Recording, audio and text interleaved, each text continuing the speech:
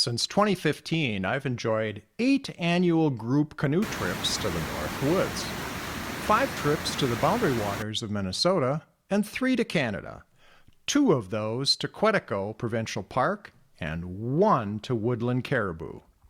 I thought it might be helpful to people trying to decide where to go canoeing if I compared and contrasted what it has been like to paddle in the BWCA versus Canada, because there are some differences. Let's begin with the 2 reasons that have drawn us increasingly to Canada. Most important is the lack of crowds. Particularly since COVID, the Boundary Waters has seen much more traffic. And since the campsites are first come, first serve, if you haven't squatted on a campsite shortly after lunch, you're likely to end up with a swampy, bug-infested camp with 1 tent pad. You're also very likely to have to contend with other parties using a portage at the same time. The extreme other end of that scale is Woodland Caribou. We spent over a week there in 2022 and saw 1 party of 2 canoes the whole week. We also had the best campsite ever, which was made up of an entire island. The second reason that draws us to Canada is the fishing is much better. Don't get me wrong, I'm no fishing expert. In fact, my duty is trolling motor and cook. We've caught some nice fish in the BWCA, but in general we do much better in Canada. In particular, we've had much better luck with lake trout, probably because the lakes are so much deeper and colder. Of course, the lack of crowds and the prevalence of fish are connected. The less fishing pressure, the more you are likely to catch. So, there must be some reasons why Canada is less crowded, eh? The obvious one is travel time. At the extreme is Woodland Caribou, which is about an 8-hour drive from Ely, a common spot to enter the BWCA. When we entered Quetico from the north, it was about a 4-hour drive from Ely. The fastest and easiest way to Quetico is by water. When we did the falls chain, we got a tow from an outfitter at the end of the Gunflint to American Point and did the short paddle to the Canadian Ranger Station at Cache Bay. This does require an RABC, which stands for Remote Area Border Crossing, visa, and of course all entries into Canada require a passport or an enhanced driver's license, which might be another hurdle for you. Because the Falls chain route is so easily accessed from the U.S., it has also been the most crowded of all of our trips to Canada. The further we paddled from the U.S., though, the fewer people we encountered.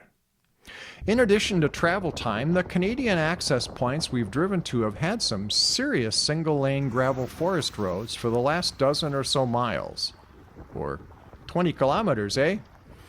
Not a problem if you have a big 4-wheel drive pickup, but if you hope to drive to the access points in your Toyota Prius, you're going to have some issues. In general, the Canadian access points are much more rustic. There are no outfitters, so you can't spend the night in a comfy cabin and have a hearty breakfast served to you before you climb into your rental canoe with a week's food packed for you. Both the Gunflint and Ely access points to the BWCA have wonderful outfitters that can sell you a turnkey trip.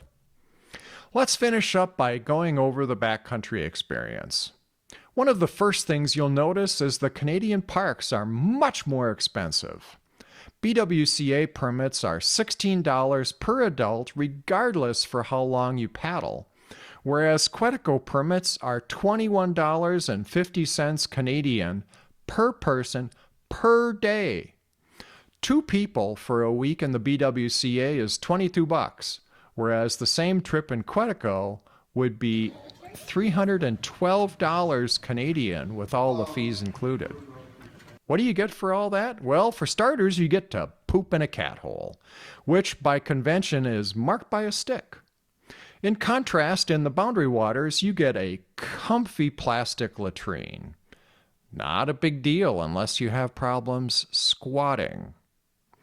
The portages in Canada tend to be longer distances, harder to see, and not nearly as well trafficked, so the carries can be a bit more difficult. There are also more beaver dams in Canada, which aren't a problem if you have a sturdy Kevlar canoe. But with our gossamer skin-on-frame models, we often have to lift the canoe over the dam. If you do the falls chain in Quetico, you will not only have some lengthy portages, but some of them can be a bit dicey due to the high currents and the waterfalls close to the landings or launch points. If you look carefully, you'll see a canoe infamously stuck in the falls here. A few things are similar between Canada and the Boundary Waters. We've seen northern lights once in both locales, so I don't think there's a big difference there. The weather is roughly equivalent. You can have a stretch of perfect weather, but it can be stormy and wet in either destination. Be prepared for anything. Regardless of where you go, I encourage you to get out and experience a backcountry canoe trip at least once in your life. The peacefulness of gliding across the water, the solitude, and the beauty of the surroundings is well worth the effort. Happy paddling! I hope you enjoyed this video and learned something from it. If you did, please like or subscribe to my channel, or leave me a comment down below.